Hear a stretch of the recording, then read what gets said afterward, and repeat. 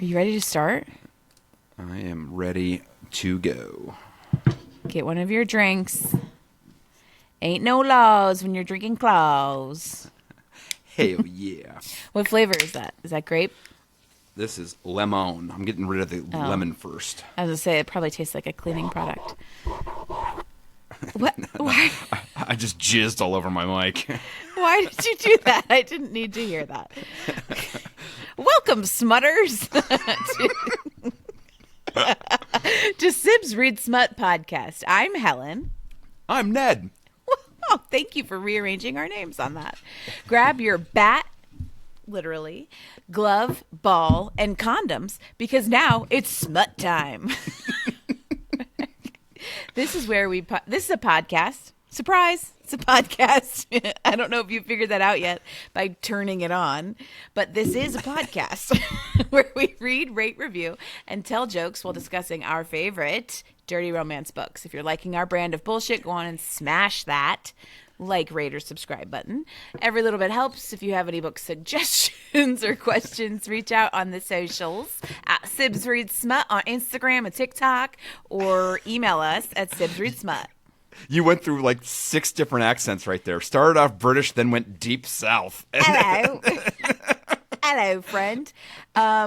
This is a new phrase and a new part. Also, reminder to support your local libraries. We love them, and so should you. Ned, Do it, so Smutters. Sweet. That's so nice. What a plug. A plug for the libs.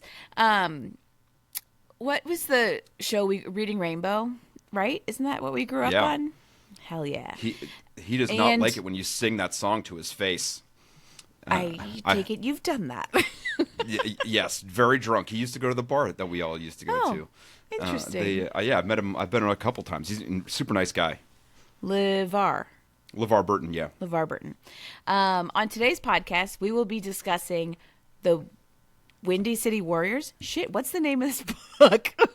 In Her Own League by Liz Tomforde. In Her Own League. Right? Well, I know the author, Liz Tomforde, In Her Own League, about the Windy City Warriors. Spoiler alert, we talk about this book, if I can remember the details, from start to finish, twists and everything in between. We talk about blowjobs and elevators and him turning around his hat before he goes down on her like a gentleman should. We talk about cunnilingus. So this book I made Ned read myself because it's the 5th book in the Windy City series, and it's not actually. It's a standalone. Yeah, no, it's not. Yeah, it is. The book 5 is Rewind It Back, which is about one of their hockey bros, because it's all the sons. This is in the same world, but it's technically a standalone novel. Look on Goodreads. It does not have a Windy City Warriors number on it. It's a standalone in the same world. But you wouldn't get it if you didn't read the other ones. Yeah, correct. Okay, so it should really, number 6? It should be number 6. Anyway, I made Ned read this because I wanted to read it, and so we read it because Mama gets what Mama wants. I read it last month, Wow. I read it when it came out last month, and I was Ned reads so many books. I do. I'm a book whore. You're such a book girly. Pillow princess. Do you have a she shed out back where you read your books? A me shed. Just covered in jizz. Anyway, the whole point of what I'm supposed to be saying, good God, is I'm trying to make a point, Ned, and that point is pause and go read this book. I loved it. I'm spoiling it all right now, but I loved it. So go read it. Read the whole Windy City series. I love Liz Tomforde. It's also about Chicago, my hometown. So Chi-town. Your current town. Your hometown is Pittsburgh. My current hometown, correct. Born and raised, Berg, baby, 412. Raise it. Yes, Ned has his pirate hat on. My off-brand, unlicensed pirate hat. Is it Steel City? Which one is that? This is Steel City. Raise it. It's the saying for the pirates is "Raise the Jolly Roger" because they're the pirates. Yeah. And so the raise it emblem is through Steel City. which is one of our favorite T-shirt brands and everything else. Yes, we love that. Well, they are like a local Pittsburgh small biz. We love them, support them. Can we have a conversation quickly before we actually talk about the book about the Pittsburgh Pirates and their current season and the traffic cone phenomenon? Have you been following this? No, not at all. Are you serious? I was too invested in hockey, and now they lost yesterday. Are they out? To the fucking Flyers, the Philadelphia butthole Flyers, and we are now out of the playoffs. So I've not been paying attention to baseball yet. Okay.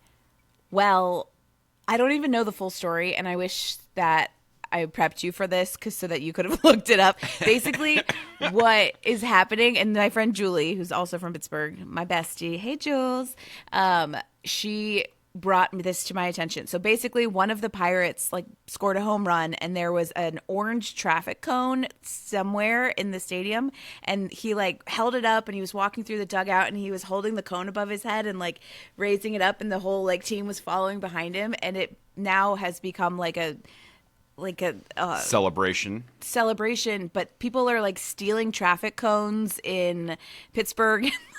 like construction zones can't keep them because people keep stealing them. They're taking them into the they're bringing them into the games, and there's just people in traffic cone costumes all around. They must have won this game by a lot, or it was a big deal that they won. And the traffic cone, the orange traffic cone, is now the bigger than the Pittsburgh the parrot.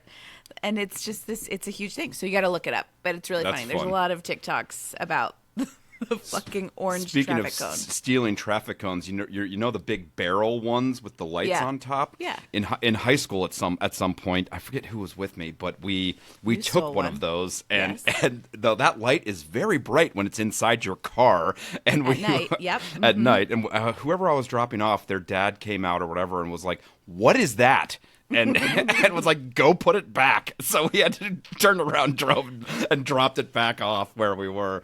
That was not one of the brightest decisions, or maybe it was. You probably caused it was a very bright decision. You probably caused a lot of traffic accidents, and people were just driving into giant holes in the streets. So absolutely, hope you're proud of yourself. You've really come a long way. We can talk about the book now. Sorry. I've really taken us down. Do I have a summary for this week, Helen? Yes, I do. You might have one that I definitely wrote. Mm-hmm. All right. Okay. You all right, Ned, Here's take it summary. away. Here is a summary of In Her Own League by Liz Tomforde. Reese is the first female and youngest MLB owner. She also thick as hell. Mm-hmm. So pretty much a boss-ass bitch. Monty is the field manager for the Windy City Warriors, grizzled with some salt and pepper, but still a stud in those tight baseball pants. She's under tight pants. She's under pressure. He's looking for a new contract. Mm-hmm. They can't be together, but she's wet and he's hard. Time to play balls. The end. I wonder what happened. Yeah, that pretty much says it all.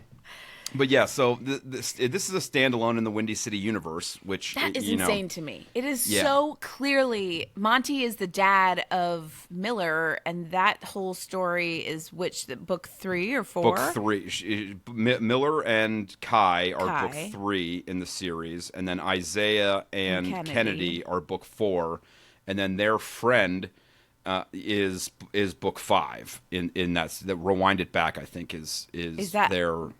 Who's that 5. One? Who's the friend? Cody? Cody is book 5. It is Cody. Okay. And then so in this one I bring it up, cover watch, love it, cartoony, great. Yeah. And they're standing on the baseball field, tells you exactly what's going on, what's going to happen in the book. That's great. And the new section, voice actor theme, is Samantha Brentmore and Jason Clarke. Mm-hmm. You know her, not in real life, but you listen to her often. Yeah. Well, Bryn Weaver, she did all 3 of the Butcher and Blackbird series books. She's done Devney Perry books, which I just listened to Devney Perry's latest book last week, and so both of her Shield and Sparrow books she's done, and she's done a ton of books, and I think she's great. Jason Clark was good, and he's done a lot of stuff too, but there were some scenes, I think I even texted you about this, where he gets super breathy during a couple of these scenes, and it is awkward, uncomfortable.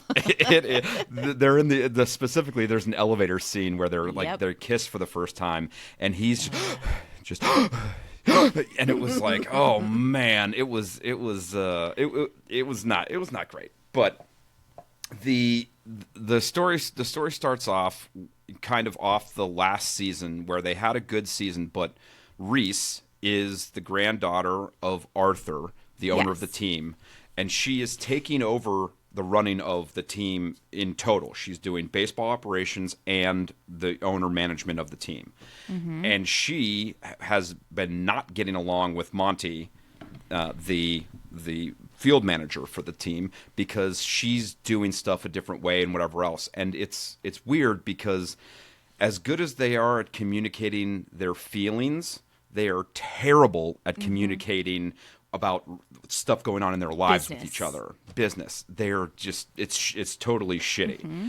And it's, that kind of dynamic aggravated me throughout the entire book. Yep. You know how much I love a one conversation can solve most of these problems kind of thing. Mm-hmm. And in this case, it's they are just not clear with each other, and neither of them want to explain themselves to the other person.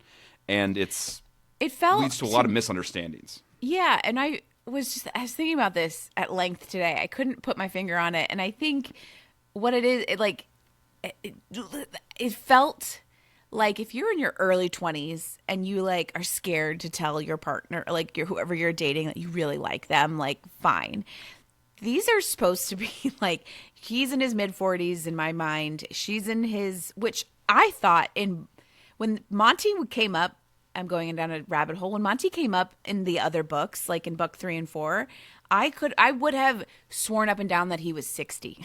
That the way that he was in my brain, he was like a 60-year-old man. He was grandpa level kind of guy. And then now I come to find out he's mid 40s. I really had to rearrange him in my brain of how I had imagined him a lot to get him into. So he's supposed to be in his mid 40s. She's in her mid 30s, and they're older. She's been married before, which is a plot point, and they just both have these lives before, and it's you guys are very much adults with big jobs.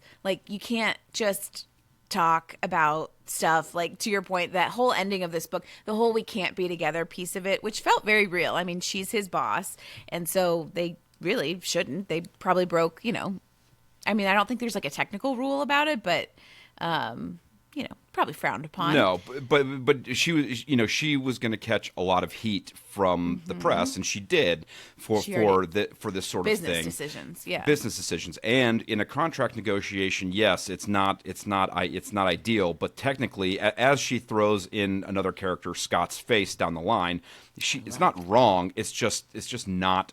It's just frowned upon. Yeah. And their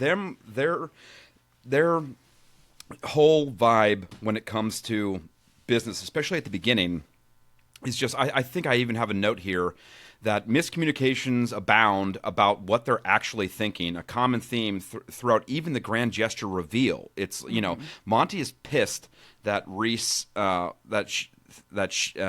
he thinks Reese fired Denise, the longtime secretary and receptionist for the club, and she's like, no, Denise wanted to retire, whatever else, and it's he got super angry with her right away, and towards the beginning she goes, we don't, and budget's a huge problem. The grandfather had not been paying attention to the budget for the team and spent way too much money. So we think. Well, he has. Well, so it comes around at the end that was Scott. No. She thinks that that Arthur was giving Monty all of this free reign to do whatever, but the bloated salary for the advisory board, bringing on that marquee player, Harrison, all of that put them in the red anyway. They were already, besides but that was because of Scott, the villain of the story. Yes, but even so, it's still the budgets. I mean, it's still the budget's not good. So he hired a video guy, a video coach, and she says you got to fire him. And Monty he goes, hired the fire. Sorry, yes, Monty hired him. And Reese says you have to fire him, and he says no, and she goes, I'll give you a week, and he doesn't, and she fires him anyway.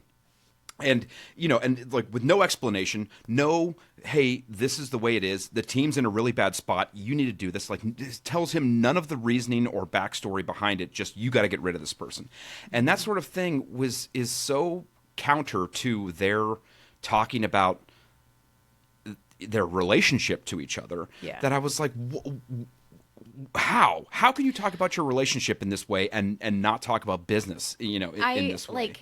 My instinct is to defend her. It annoyed me, but also my instinct is then to defend her. I do feel and they talk. He's doing it this. too. It's not just her. It's him. Yes, but my instinct is to defend her as like a female in a male-dominated field, and being like, she's just trying to come in there and be a boss and say like, this needs to get done, do it.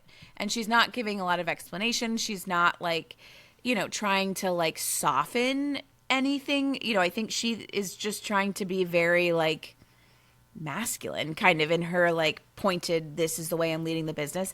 And I do think, I would say the trope, and we'll get to this, but like the trope in a lot of this is supposed to be enemies to lovers, but like I think a lot of the enemies came from book 4 or whatever, when it was she was learning the job. Yeah, so Reese showed up in book 4, the season before this one where she actually takes over. But that was what Kai and Isaiah. That was Isaiah and Kennedy, yeah. And so Kennedy is like the first female physician, team physician, and it's a whole thing about like chicks and sports. And so Reese is now coming in that book to take over the team, but she's learning for a year, so she's just there. But they like bicker a lot in that book, which led me as an avid Liz Tomforde reader to come into this book knowing that they like don't like each other. So there's like a few things that they piss each other off about in the beginning, but I wouldn't think that they were really like enemies unless I would have read book 4. Also, I just want to correct myself. Book 5 is Rio, FYI, not Cody. It's Rio. Rio.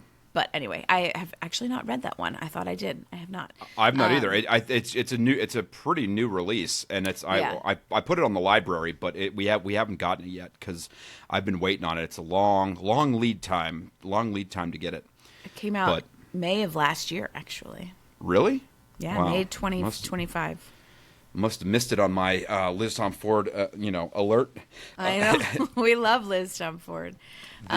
Anyway, but yeah, I agree. I agree with that. And she is coming in. This team is her family, but she's coming in with this. It can't be family. It needs to be business. I need to get this team back up and running and get it to be the future.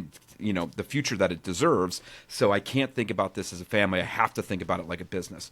So she does come in with that big boss energy, which, is fine. But when you're talking to a guy as integral to the operations as your field manager, you kind of have to give him some kind of, peek behind the curtain of why you're making these business decisions and not just throw it in his face and without any context. And it comes to find out that it's everything that they're arguing about are all huge misunderstandings. Yeah. And throughout this whole thing too, their love story is happening, but we have Scott, who is the big douche on the advisory board of all these old white men. He's young, he's about her age, but he wants to be baseball operations. Yeah, he wants her operations side of the job. And he's just real dickbag energy. I mean, across the board. Just smarmy and douchey. And in that same vein, we have Harrison Kaiser, who is the most expensive player on the team. Mm-hmm. And he's just a dickbag as well. And he's not getting the team mentality. And he's also super condescending to Reese. And he's just, so we have this kind of... The press is giving it to her. She also has these two people inside her own organization that are kind of just being shitty to her. And there's not much that, as Reese and Monty get closer, there's not much he can do to protect her. Yeah. Nor does he really need to, because she can protect herself. She she's a fucking boss ass bitch. Well, and so her backstory a little bit is that so her grandfather Arthur has owned the team her whole life. So she grew up in the stadium, and then she actually was, like she's loved baseball. She's lived her whole life to like this is what she kind of was meant for sure. And so she ended up getting married. Jonathan, I forget. Jeremy. She gets married when in her 20s or whatever, and they come to find out that this guy was really he worked in baseball. He worked for the something in New York. What is the San Francisco? No, he now works for the commissioner in New York, but at the time he worked for the San Francisco team, while she was at Stanford getting her MBA, and they got married and lived out there. And we come to find out that he expected when she took over the team to get 50% of it written into his name, so he was potentially taking the team from her, and she said, "Trying to, yeah, bye-bye." So they come to find out that he had ulterior motives for his marriage. So she has to basically divorce, dissolve, get everything, get him completely out of the picture before she can take over the team, so that he cannot have any stake in it. And so that is why. So at the same time, people are starting to think that Arthur is he's forgetting things. He's getting easily influenced into making decisions that maybe he shouldn't be. Like she said, like we've said, the budget is all messed up because people think that Arthur is not all there anymore. Supposedly, as I read it, I don't know if that. So she comes in, takes over. There's all these issues with the finances, budget, yeah. And so she had to wait to come because she had to get rid of Jeremy before she could actually take over. So I think they were painting Arthur to be the previous owner, her grandpa, to be a little bit of not all there. But I do think he was there, and that no. He was. I think he was checked out. It wasn't like he was going dotty. He was just ready to retire and be done. And was not paying as much attention to all of the inner day workings that were going on, because he was ready to retire a couple of years before. But all that had to get sorted out so that she could get the team. So he could give it to her. So that was part of her backstory. So she's whip smart, she also, and I love that we love a thick girly in this part of town. She's they describe her as a size 16. I am loving it. She wears tight pencil skirts and, and of course Monty's into that. So he works out enough to be able to throw her around, She's he's the first guy that could really pick me up and throw me against the wall. So we love a thick girl in this world. So kudos. Thank you to and part of her mentality too, which they even in book 4, the Isaiah and Kennedy, there is tension. He does think she's beautiful and pretty this whole time, and she does appreciate his assets too, especially in baseball pants. But part of it is he's been on his initial contract for the last 6 years. He is up for a new contract, and there's no way with the budget the way it is right now that she's going to be able to pay him what he's worth. So she's talking herself into already that he's going to leave. So she's already treating him like shit, as if he's already accepted a job somewhere else. Yeah. So it's kind of this, kind of just mental gymnastics that she's doing to kind of be like, well, he's going to leave anyway, so I'm not going to get attached and I'm not going to do anything. And, they have their bump in, initial meet cute in this book, in the dugout where she has her special spot that she goes and sits in, and it's just like sparks, and and they talk about her pencil skirts and everything else, and I'm like, boner alert, and it's she decides that she's going to take for you or for Monty, book boners, serious thing. Alyssa K. Adams, which I went on to see when her books are going to be published, and I went on her website, which hasn't been updated since 2024. Alyssa K. Adams, yeah. So I don't know. I was just Lissa. Lissa, yeah. What did I say? Alyssa. Alyssa. Lissa. But she is not Alyssa. Liz Tomforde, Please. has Reese traveling with the team, and she's going to be like on top of it, going everywhere with him. Mm-hmm. And he's initially like, yuck, but then he's like, well, she, and they're eye fucking each other pretty much from the beginning. Yeah. And he's getting his ogle out, in the dugout prior to their first game, and he's super hot for her almost right away. Yeah. And she's not as sold on what she's feeling. I think she's a little confused about her, downtown rumblies for him and what it actually means. And he finally, through just sheer beating a dead horse, is like, I want you to succeed. I'm here for you. I am supporting you. Why can't you just trust in me that I'm trying to do what's best for us? And the miscommunications keep happening. She has this whole meeting with the advisory board where she's like, I want to trade this Harrison asshole, and they're like, they laugh in her face, and even Monty says doesn't agree with her, and she's super butthurt about it. And I'm like, well, you gave him no context for why you're even bringing this up. And it's like, if you gave any kind of backstory to this, he would have been on your side. Yeah.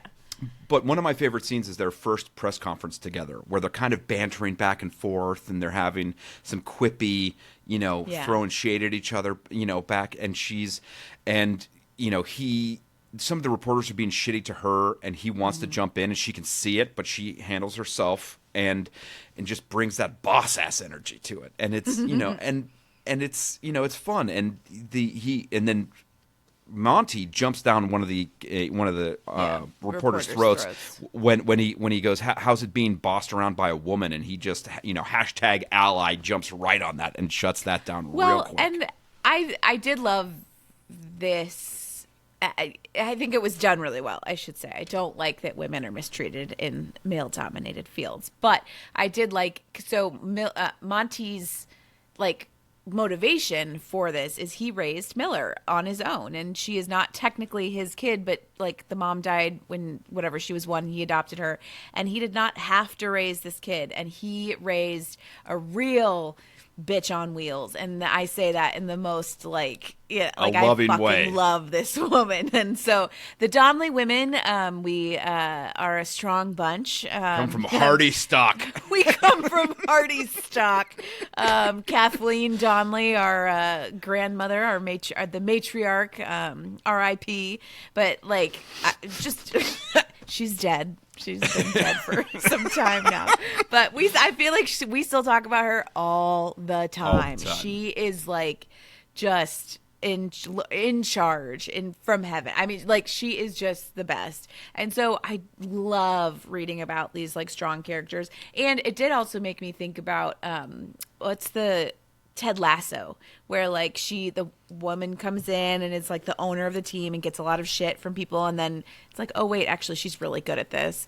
But Rebecca, yeah, and like obviously Ted and Rebecca are not in love, but they have a fun relationship where they're like figuring it out together. So I really liked their relationship. I did like all of their the like relationship with the media and the way that not just him. So in the beginning, he's defending her, and then throughout the book, like the whole team just gets behind her, and like they all are getting questions from the media about like, oh, playing for a woman and doing all this, and they are all just like, shut the fuck up, she's awesome.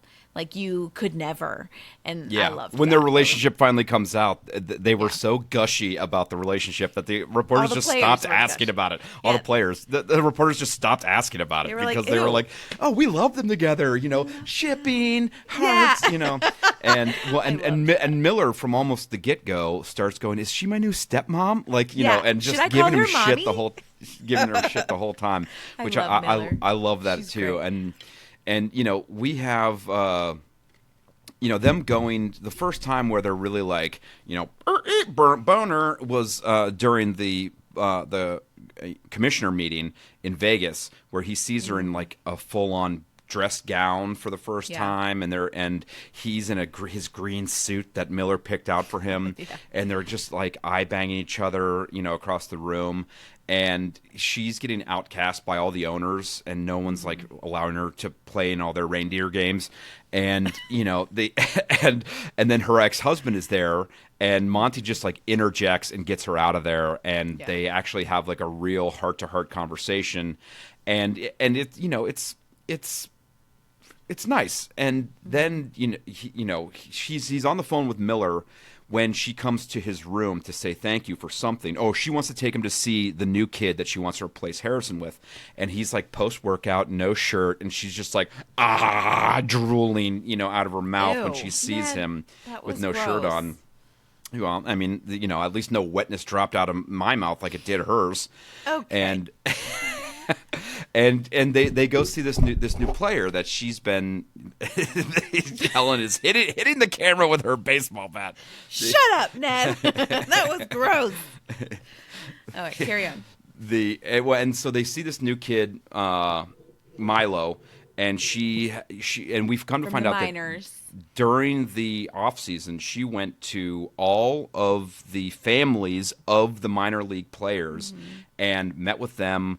Knows their names, knows the family members' names, knows who's in what school and what's going on, and Monty goes, she knows what she's doing. She not only knows what she's doing, but he goes, when I was a player, that would have meant so much to me. When there's change at the top, that they are really taking care to know everybody from top to bottom, And he apologizes to her about the whole Harrison trade thing because he finds out from Kai and the other people in the locker room that Harrison is just a big piece of shit, not gelling with the team. Everything she said in the meeting was true, and everything that he said back to her, he didn't know what was actually going on, and she did, which was a big red flag. And so he apologizes, and it was nice to see him just go straight to, yep, I fucked up, you're right, I'm sorry.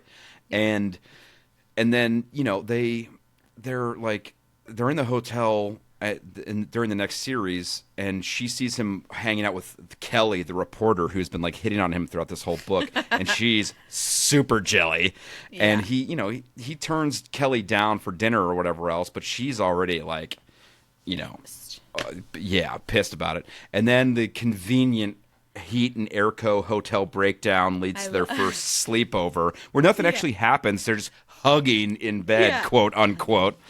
And they talk about Monty's adoption of Miller, and they kind of get into some deep stuff. And it comes out the next day. Someone caught a photo of them, her coming out of his room. We never found out, right? Yeah, we never did find out. Say. But it shows up online. And so this starts there. We can't do this again. We can't, Reese starts questioning his motives and starts, is he trying to get closer to me for a new contract? Whatever. She kind of knows that that's not true, but she's in her head about it. And, well, because she also starts quickly finds out that, he's getting paid nothing. His actual salary, well, which we already knew, but, so much of his salary was going to cover other people's stuff. It wasn't always coming. That's why they were going to pay him more at other times, but he was like, no, give this to something. She's starting to find out how much he actually genuinely has invested in this team. Yeah. And so I really don't think she's she can tell he's not in it for the money. Yeah, I mean the miscommunications and them pining away for each other because of these miscommunications. I don't love it, but this book does. If it's going to be done, this book does it pretty well. And and I think she sprinkled it in throughout where it's annoying, but you realize that it does actually have real ramifications to these characters. It's not just hemming and hawing. It is real world problems for them, and they have their first mutual sexy workout session where they're hate working out across from each other, and then Monty overhears Harrison being shitty to Reese again, and Monty's furious, and he's like, trade him, get him the fuck out of here. And then he causes a little kerfuffle on the on the field to give her kind of backing to get rid of him, where it's like, oh, wait, Monty what? and he grabs him on the field and yells at him in his face, Harrison, so that she has top cover to be like, oh, the manager and the player aren't getting along, so give her a reason to trade Harrison. That's not how I read that at all. I thought that Yeah. they just genuinely had a scuffle. He did, but he also did it in front of the cameras, knowing that it would give her top cover and be able to blame some of it on him. Huh. Yeah, he came right out. He came right out and said that to her. Oh, and well, we find part. out from Reese's grandpa that Monty, when he hired Miller to be the nanny, paid for that out of his own pocket. I'm thinking of. Yes. He retrofitted the entire plane to coordinate, for having a crib on there, completely out of his own pocket and everything else. While she thought that the team had been paying for all that, it was actually all out of Monty's own pocket. Mm-hmm. She's like, oh, another miscommunication that could have just been handled if they weren't so, off from each other. Either way, first kiss. Elevator. I was gonna say, Ned, I just turned my head around. Let's start talking about sex. Yeah. 37% elevator jaw dislocation. Soft lips, soft body. Not sure why they had to stop the elevator because it's a direct elevator to her floor. But it was also pretty hot. That was weird. Was also and then, breathy. Like, there's also breathy very voices. often cameras on elevators. Like, all I'm thinking of is like Jay-Z on that elevator in New York getting caught. Anyway, like. They should have just gone into the apartment. Well, because then her the front doorman desk guy, Keith or whatever, is like, "Are you okay?" And she's like, yeah. Doorman interrupts the almost bang, and Mm-hmm. she's super hot and bothered by about it. They hard flirt in the elevator again, like a couple days later. Reese's Pieces. I don't mind that nickname. That's not his nickname for her. That is Arthur's nickname for his granddaughter. Yes. And the previous teammates, the old players when she was a kid used to call her that too. Yes, yeah. But I it's used sparingly, and I do like it. And Monty and Reese get caught by Scott the Turd, hard flirting, holding hands in her office, and they're then there's some more flirting with Kelly that goes on, and 50% in, get that pump on. Super sweaty gym sex. It's pretty spicy. Weight bench straddle. Lots of mirrors and dry humping to completion. Finger writing good time from behind in the mirror. He tastes her finger. He tastes his fingers. Yeah. Afterwards, yum yum. It's It was pretty spicy for non-penetrative sex. I want to talk about my main issue with all of the sex scenes in this novel, and that is, it is unclear if hands were washed before any of this stuff happens. Like, he is clearly finger banging her in the gym against the mirror, whatever. After touching weights. After and other being in the weight room of a fucking professional baseball team, and okay, there was not a hand wash station between the fucking pump station and her puss, and then later, this is the grossest, is that they're like, I think at some point, I'm sure you've named this scene later, but she is giving him a blowjob. No, he is going. What? He's fucking her from behind in the office after the press conference later in the book. I think that's the one you were talking about. She puts his fingers in his mouth. She puts She puts his fingers in her mouth. He puts his fingers in her mouth. Thank you. He did not wash his hands. She is just sucking on his fingers. He has just been on the field, like at a batting practice, and all over this office, just touching things. There are germs. There are disgusting, like, dirt and grime. I cannot get over how much the finger, like, there is just no hand washing. Things feel very dirty. You're really up on the hand washing. Listen, I do work in a hospital. It comes up a lot, but I'm saying, ew, like, ew. There's just ew. Could you imagine, like, you're on an airplane or something, and you're touching a bunch of shit, and then you're like, let me just lick my fingers. Let me just lick this Cheeto dust off my fingers after touching every surface in a public area. Carry on. She gets Milo up for the first game.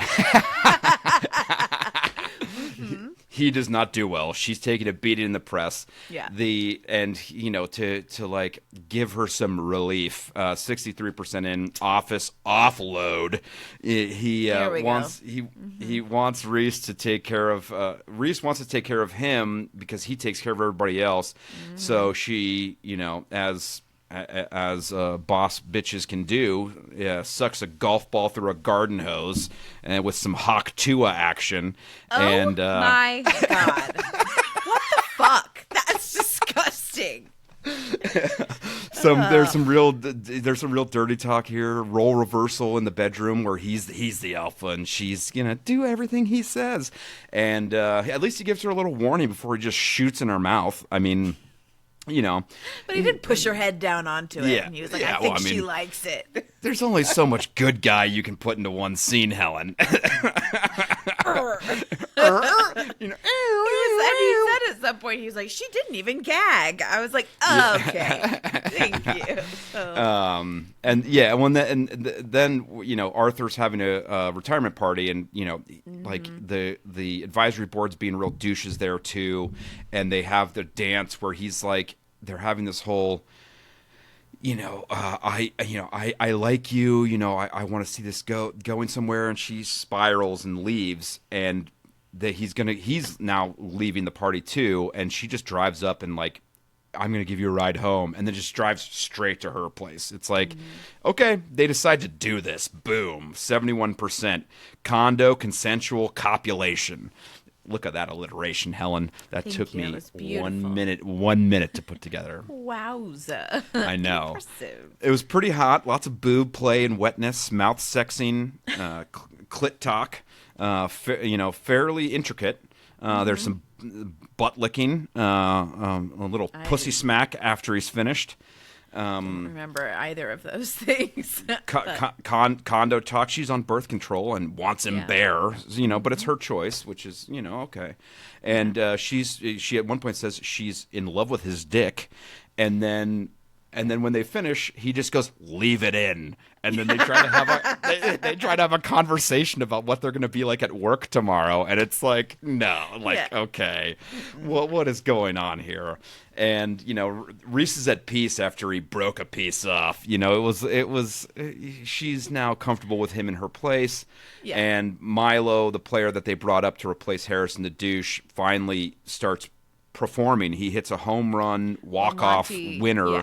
Monty goes out of his way. Milo. Yeah. Monty goes out of his way to bring in some of the senior guys on the team to like work with Milo, the new guy, and make him much more comfortable. And so Kai, the book 3, I believe, was a pitcher, and is like Monty's surrogate son. So brings him in and is working with Milo. Anyway, Monty does a great job to like make Milo, which he's the field manager, like he should be doing this anyway, but he does it really like for Milo and for her to make him feel more, to make Milo like be a success. Yeah, and the whole team being around and invested in their relationship. Monty invites her to like a company picnic party that they're having, and all the team is like standing around going, "Ooh, we know something's going on," and it really comes to fruition when all the boys are there. The main crew, and they all come over to like give him shit about dating the boss. And lo and behold, she's been on a business trip and shows up at his house while everybody's there. And she rings the doorbell like, "I missed you." And, Isaiah was like, "I missed you too."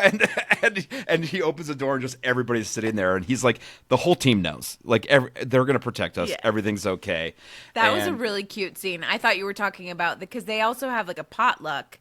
And she wasn't going to go, thinking it was, I thought that's what you were talking about. She wasn't going to go. She was like, "No, this is a team thing." Like, and they were like, "No, you have to come." And so you're part of the team. Yeah. And she showed up with like 3 different dishes because she was like, "I was so nervous. I didn't know if people ate meat. And so I made a vegetarian dish. And then I didn't know if people would eat dairy. So then I made a, dairy and nut free dish." And so she. Oh, Helen. Grape. The grape is I'm phenomenal. I'm telling you, every alcoholic beverage that is grape flavored, every medicine, I love grape. The fake grape flavor is one of the best flavors to exist. I'm thrilled that White Claw came out with grape. It's real good. It's purple drank fizzy. Yum. It is Yum. good. Okay. Well, and so they. But I thought you were talking about that. So that scene that you were just talking about. So they know, like, so by that point in this, like Monty and what's her face? Reese have been boning for a while. I've been boning for weeks. And so Miller is like, Dad, I know something's going on. Can you just like be honest about it? And he's like, I don't want to. So they show up at his house one morning while Reese has been out of town, and they like bring bagels or whatever. They just show up, and he's like, what are you all doing here at the same time? And they're like, we want you to tell us if anything interesting's happening in your life. And it's like the two boys, so Isaiah and Kai, who are like, they're brothers and essentially Monty's like adopted sons. Miller, who married Kai, his actual daughter, his adopted daughter, and then Kennedy, and then this like the grandson Max. They're all just there, and they're like, we know something's going on. You have to tell us. And he's like, nothing's going on. I can't talk about it. And then she shows up at the door and says, I miss you. And then I love Isaiah. He's like a not sassy, but like prankster. I don't know. He's a jokester. And he always says stuff. And so he's like, we missed you too. And then they are outed to the family. Well, and then that brings us to scenes. your favorite scene where she shaves him before what going the fuck to was that? That was out of control. I cannot believe that happened. So, okay, so this is the cutest scene ever. The family's there. They're like, we know something's going on. She shows up, and they're like, oh, we knew it. So then he's like, get the fuck out of my apartment. Like, I will see you all at work in an hour. Like, they essentially almost all work for the team at this point. And so he's like, get out of my apartment. She's here now. Like, I don't want you guys to see this. And so they're like, okay.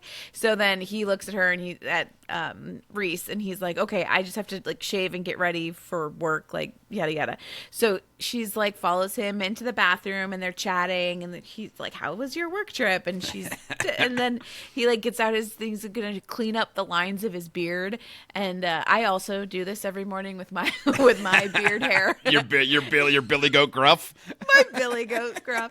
And he was like, and she was like, I'd love to do that for you. And she like sits on the thing or like whatever. And she's like doing it. She's taking it very seriously and like. And he knows it's perfect because it's her, you know. It's her. It was the first time there has been some weird shit that I've read about in like novels and romance novels over the years. I don't think I've ever read this in something else. Like, people do weird shit for each other. This was the first time I've read about somebody shaving the guy's beard. Have you ever read that before? Has that ever been like a no. sexy thing people have done for each other? No. I was so like it was so intimate. He was like, it's so intimate, you know. And I was like, this is weird. I would never want. I would also never trust someone with a razor blade next to my neck. Yeah, that's not trained in this. That didn't go to barber school. You know, there's not a lot weird. of women outside of myself who are so good at shaving beards. But I'm good at shaving my own beard. I wouldn't be comfortable shaving somebody else's beard. I don't know. Unless you're a beard for somebody else. The booyah! That scene for me, I texted you about that scene. I forget. I was like, what the fuck? And she shaves him. Weird. Yeah. Well, and like going right from that, they win the game, you know, whatever, right after that, and then her ex-husband shows up again, and Monty's in front of the presser, you know, and sees them in the back, and he just gets all pissed, which leads to 81% ding-dong desk dance. You know, it's pretty dirty. Finally, they fuck it. Yeah, they fuck on her desk. Pretty dirty hate sex in her office. They're spanking. There's some fingers in her mouth. And then he hand washing. He tells her to clench to keep his spend inside of her for the rest of the day. Gross! Ew! I did not need you to say that. Right. I just rewatched Fish Fuckers again and rewatched. On YouTube. What's Fish Fuckers? Our episode about Fish Fuck. Our episode of Fish Fuckers. I leave it playing on YouTube to get the views up. And, oh my god. And so sausage gets made, folks. yeah, she called it his spend in there, and I was like, oh, I'm going to put this back in there as a little Easter egg for all those people listening all the way back to season 1, episode 1. Gross. But he then takes her to Colorado. They have an emotional jizz fest about where he raised. Spend Fest, where he raised Miller and all this other kind of stuff, and they skinny dip and they have all this stuff, and he invites her to Miller's wedding, and she goes and has a good time, but there's a pap there that takes some photos. Paparazzi, not a pap smear. Paparazzi. Not a schmear, the a bagel schmear, But so Scott comes back in with some blackmail photos to take the baseball operations job away from followed, her. Yeah, and I'm like, to blackmail her. I'm like, don't poke the bear, Sally. This ain't gonna end well for you. And Reese tells Monty about the blackmail, and he threatens to quit. He threatens to go after Scott. But Reese is. What we think is, because all this rest of this scene, almost all the way till the epilogue, is told from Monty's perspective. Yeah. So she's considering we think she's considering his offer, but there's a plan brewing, because right after the Colorado trip, she went and talked to her grandpa and told the grandpa about her being in love with Monty. Can I just say, his reaction was annoying. I was like, you can't just be happy for your granddaughter. He literally was like, this is going to look bad for the club.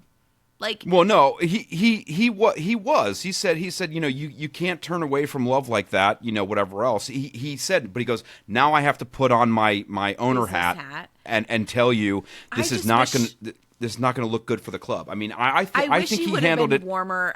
I wish he would have been a little warmer on the front end. The grandma was standing there, and she was like, he's trying. He was too dense to understand what she was trying to say in the beginning. He's like, what are you talking about? Finally, the grandma comes in. She was being obtuse as fuck about it, though, too. Well, but finally the grandma was like, Arthur, they're she's together. trying to tell you that they're being romantic together. And he was like, oh. And Arthur loved Monty. They had a great relationship. So I was surprised that he wasn't more effusive or excited about. He even said you couldn't find a better man. I mean, he everything he said about Maybe Monty was effusive. At a 2.5 times speed. I lost some of the emotion, but I just didn't feel like the grandpa was as warm to her as I wanted him to be. And then he went straight into business mode, and he was like, this is going to look bad for the club. And I wanted them to have that conversation at that point about how do we fix it? Okay, let's just change, what she ended up doing, which seemed like they could have done that earlier in the book. But regardless, carry on. You tell that part. Yeah, well, and so this is all told from his perspective. The grand gestures. I'm including this entire last section as the grand gesture section. Mm-hmm. So Monty, now that Reese has told him about the blackmail, whatever else, he goes, well, I got to quit. I'm going to quit. So he's going to quit so that he can take care of Reese. Monty tells the brothers that he's leaving the team. They're crushed. He goes to the whole team, and it's like, I love you guys. I love coaching you. He's super emotional during his game prep for the last game and everything else. Nobody knows what's going on. And then he storms into the advisors meeting where Scott thinks he's going to get his way and quits. And Reese just goes, boss-ass bitch mode, sit down. I have this. And Reese takes over the meeting. I have this. Reese takes over the meeting, fires Scott and the other three of the four other advisors, promotes Ed, the only good advisor, to take over the operations side so that she, as vice president of operations, so that she can date Monty pretty much, and fires everybody. And since Scott tried to blackmail her, leaves him with no compensation or anything else, just kicks him to the curb. Yeah. And come to find out during their conversation after this that Reese has been planning this coup for 10 days. And, just, once again, not great business communication. She needed to handle it with legal. She needed to handle whatever else. Scott, she had been planning to tell him about it this week, but she didn't want to, throw him off during the week of Miller's wedding and all this other kind of stuff. And it was like, you couldn't have spared 5 minutes to be like, hey, I have a plan. This is all going to, this is all going to be okay. Really? Well, that was so dumb. She was like, well, I don't want to, distract you the week of Miller's wedding. But also, this would have been a good distraction of, I think I've solved a way for us to be able to go public. that it's like that's actually a comfort. That would be great. Yeah. Then we can actually be together, and it's actually a weight off our shoulders, and we don't have to worry about hiding and be not being seen together. She did that all across the board, and she had the time to do an entire article, talking about their relationship. And I'm like, okay. And then they drop love bombs in the dugout while they're talking about all this stuff, and announcing their relationship. It's a real emotional spend fest again, and and then epilogue. It's a few months later. This is where the players are all gushing about their relationship, and they make it deep into the playoffs, but they don't win. 97% bathtub bouncy house. This was I think we talked in a book a couple of weeks ago about was it Cash, where they were boning in the bathtub, and it's like water's going to get everywhere. And in this one, they actually talk about how water got everywhere. Ooh, and we're going to have a lot to clean up. And it was like, it was kind of hot, but there was water everywhere. Like, really took me out of it. And then neither of them want any more kids, but like breeding kink, he's like shoving it back up in there afterwards. It was very, I don't know if it was breeding as much as it was like, I just want semen kink. Yeah, I want my spunk inside you. Yeah, and that was from Reese's point of view. And then second epilogue, a year later, they win the World Series. Yeah, and Reese bought tickets for all the players' families, and Miller names her daughter Emmy after Emmett Monty, and. Then everyone runs out in the field, and he proposes to. She tells him, like, "We're going to get married," and then he goes, "Yes, we're going to get married. Here's a ring." And usually you don't like that kind of setup at the end. What did you think of this one? I didn't mind it. I think,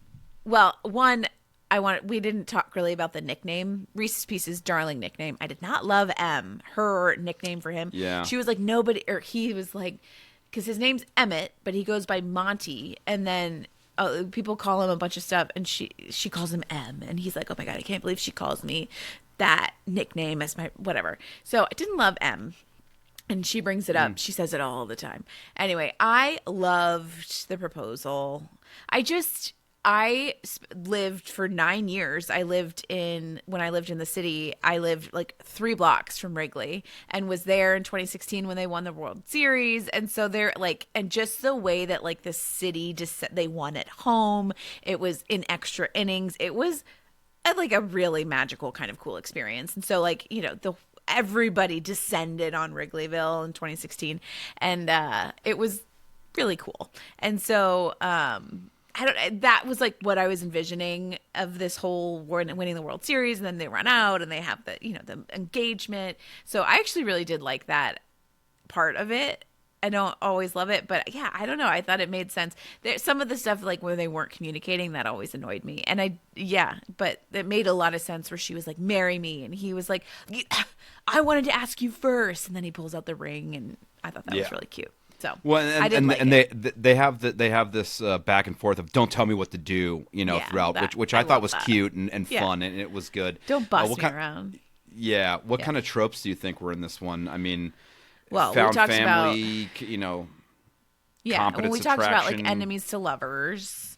I feel like that was like the main romance trope, was like enemies to lovers, coworkers, illicit love, close proximity.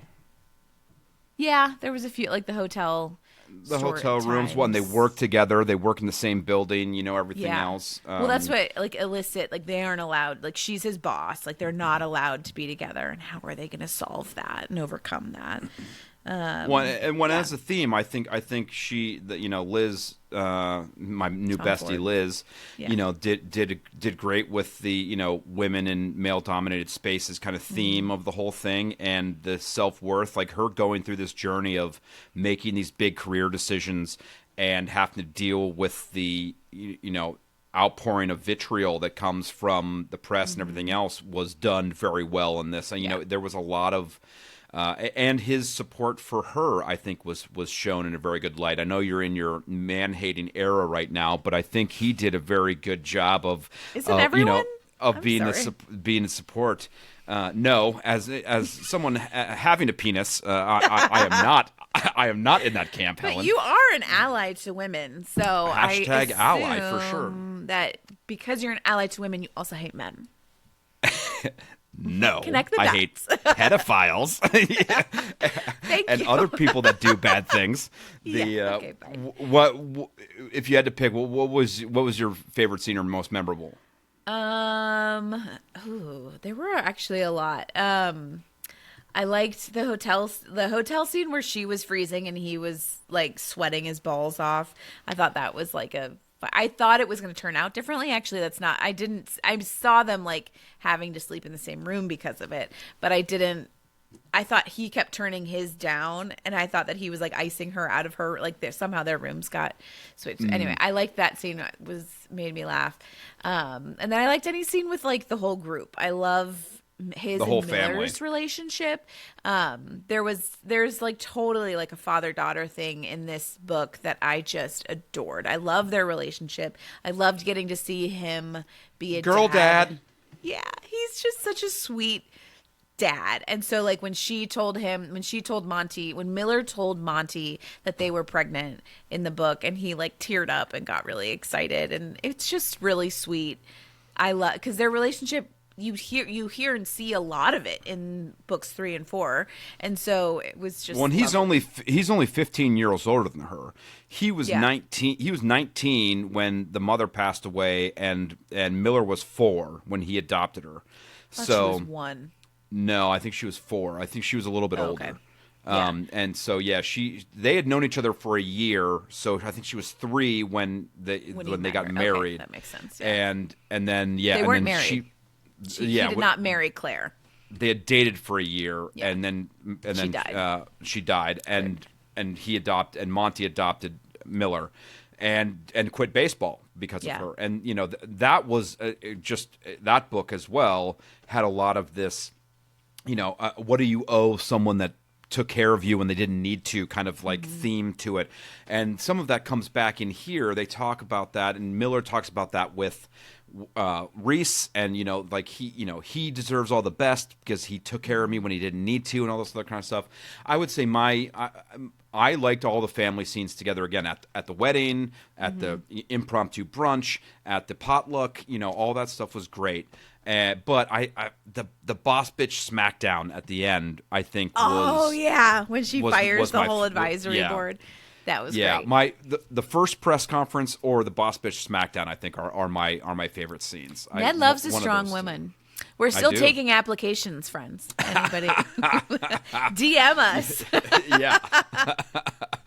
Ned loves a strong woman. Yeah, one. Make sure you can handle Helen. You watch enough of these where if you see if you can get along with her. Listen, I think I would be a great sister-in-law. Could you imagine? Where Be so where would fun. you put this on the Smutometer? Okay. I've thought it long and hard. Long and hard. Medium plus. Yeah, I'd go medium plus. I mean, there's discounting the first kiss, 1, 2, 3, 4. There's only 5 really spicy scenes But in here. they're pretty spicy. They're meatballs. long. They're intricate, and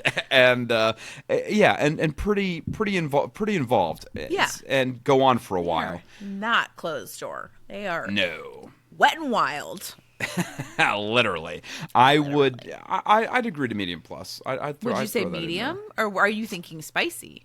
No. Medium or medium plus. I would not go spicy with this. Yeah. There's not enough of them to get the spicy category. Nor do they. Other than the one sentence about butthole licking, did they go anywhere outside like normal sexual bounds? There's no cock Well, and they warming never wash or their anything hands. else. Yeah, and it's just well. I mean, that could drum it up a couple of notches because it's super true. dirty. Literally. Nobody's Literally. hand washing in this one. Not even a little alcohol. Ugh. Have you read anything else this week that you think the Smutters should know about? Yes. Thank you for asking. I have been reading a lot because you download so much on the fucking library. Shout out to the library. We love the libs. What else did I read, though? I can't even remember. Oh, my God.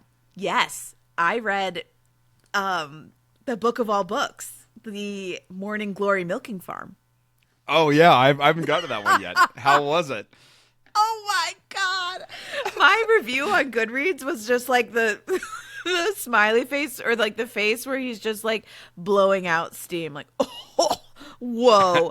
It is wild. I mean, you have to like genuinely just like they put like logic outside of life. It is just... Well, it's about minotaurs, Helen. I mean, my God. I know, but they literally milk the minotaurs and then they sell the spunk, the spend, they use it in Viagra. So it's like they have these minotaurs just like go and jizz and they collect it in a tube and then they make medicines out of it. And that's like, and then there's like a romance within that. That's CM Nescosta for anyone that wants to go look it up online. Glory Morking Creek #1. And so they're all fantasy stories. I've not read the other ones, but she makes she becomes friends, the main character becomes friends with a vampire. I think she gets a book later in the series. There's a troll, I think. It's like the neighbor. And it's very, honestly, it's quick. It's only 6 hours. I listened to it. I enjoyed it. It was funny to just listen. I gave it 4 stars. Well, since we have so many books due in the next 4 days, I finished Annie Knows Everything by Rachel Wood. I finished that. That was a pretty good bubbly romance. That's her first novel. I enjoyed it. Yeah. And then I finished This Story Might Save Your Life by Tiffany Crum. That I'm gonna try and finish that before it gets returned. Worth it? Yeah, it was good. I enjoyed it. There was some romance. No, not a romance. More like crime, like true crime-esque sort of things. She gives it a shout out to My Favorite Murder in the thanks at the end, which but it's good. I mean, let me know when you think you can predict what happened in the end. I'd be interested to see. And then I'm gonna finish tonight after we finish this The Astral Library by Kate Quinn. Kate Quinn. What do you think? That was just on some list I was reading about like the hottest books right now. It's good. It's weird. She can, kind of sci-fi fantasy-esque where you can jump into books in the public domain. So, like, you go into the special library and you can just jump into Regency era or go into Sherlock Holmes or do whatever. And then there's this whole, thing happening. It's fun. I'm enjoying it. What scene would you jump into in her own league? Ooh, well, there's specifications in how and where you can jump in and what character you are in the book. They insert you as a character into the book. You can't just go to you can't just go into the weight room while they're boning each other dry against the wall. But yeah, that is. It's good. I'm about 75% through it right now. I was listening to it right before we jumped on here, but. Do you know what we're reading next week? Literally no idea. I have no clue. I've not been next week.